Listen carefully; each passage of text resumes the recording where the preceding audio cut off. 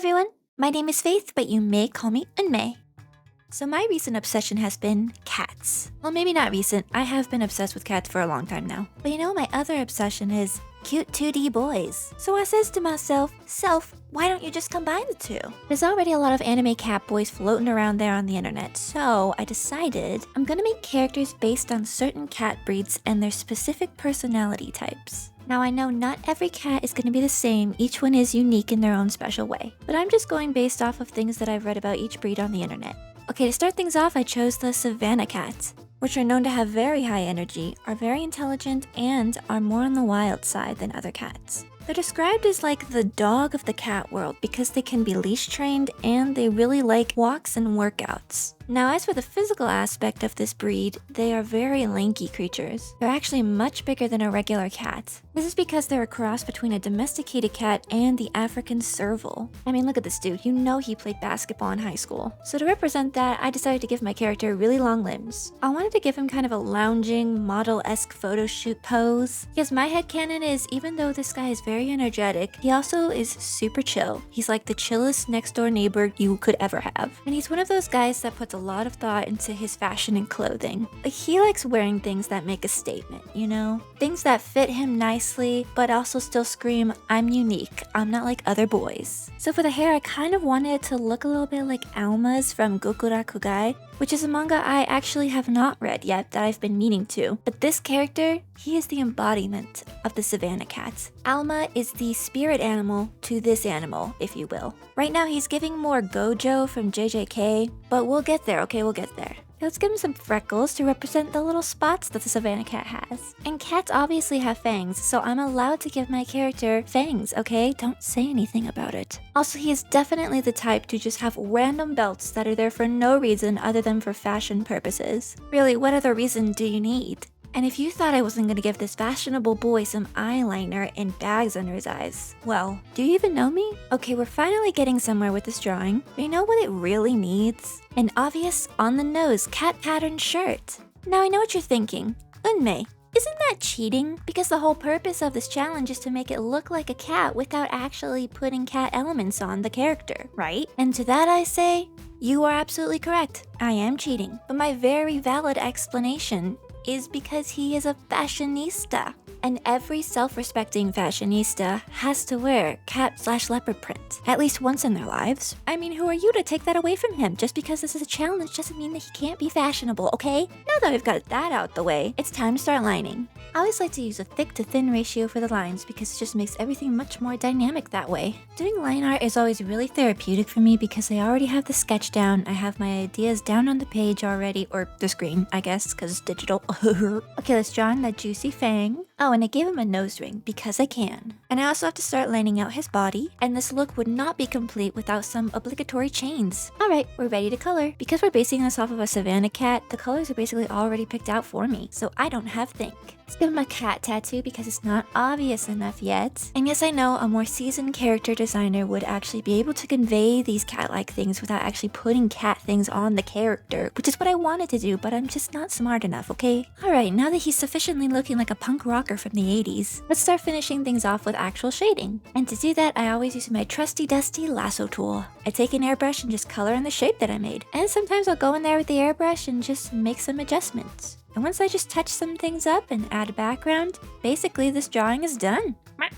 We did it. What do you guys think? Did we tame this wild beast, or did he tear us to shreds? You let me know in the comments. Alright, on to cat breed number 2. Please excuse the fact that my computer didn't want to upload footage I screen recorded for this, so I had to use the speed paint from Procreate. The wonders of technology. Okay, so the breed that I chose for this drawing is the Scottish Fold. As their name suggests, they have cute little folded ears. They're also quite rounded and very fluffy. So you'll see later on that I decided to give this character more soft features, rounded shapes rather than sharp as opposed to the last character.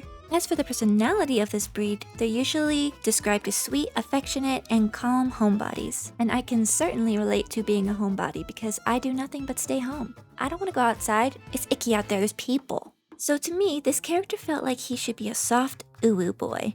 I even gave him a baker boy hat, which I thought suited his youthful, charming nature. I gave him fluffy hair and soft, cozy garments. Though I do think I leaned too far into the preppy territory and not enough cozy, but the name Scottish breed to me meant he needed to have tartan or plaid somewhere on his outfit. And plaid always screams, I'm a student! Mostly because anime has taught me that throughout the years. Scottish folds also love to cuddle from what I've read, and they'll follow their owners around no matter where they go, which is the cutest thing ever, and if I don't get a Scottish fold sometime in my life, I will be so heartbroken. But I will say one downside about this breed is that they are more prone to arthritis, which means our little uwu boy has to be protected at all costs.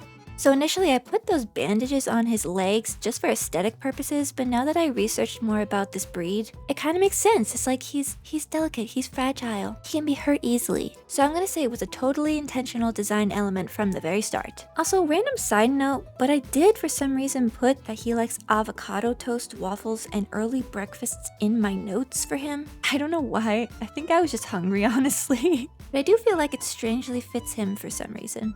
Okay, now that we're almost done with the line art, we could start thinking about coloring. Scottish folds have many different coats, but I decided to go with the one that's more of a beigey kind of tone. So I got my little reference up at the top left. Hello, little furry friend. And I'm going with lots of neutral browns and cream colors. I did put a little pop of vibrancy on the bag and the bandages for some contrast. You guys know I love me some contrast. As for the shade of the skin, I went for kind of an orangey hue I thought would fit nicely with the beige colors. And here's the introduction of that plaid I was talking about. Anyways, I actually don't have names for any of these characters, so if you guys have any names for these two boys, then leave some of the suggestions down in the comments section. I'm always pretty bad at naming my characters, so I think it would be actually quite appreciated if you guys help me out here. So far, I think this character looks cute, but I don't think it quite fits the vision that I was going for in my head. I'm not really sure how I would change it going down the line, but I'm just not very good when it comes to full body poses. It's not my strong suit, so it's something that I'm gonna have to work on more and I'm gonna have to force myself to do more. In all transparency, I actually almost didn't post this video because I wasn't super satisfied with the final product, but looking at it more, I do think it came out okay, so it's good enough. Plus I need to get a video out, or the algorithm will bury me alive in all of my sins. Start working on that background a little bit. I want it to look like he's sitting down because, well, the pose that I chose is him sitting down.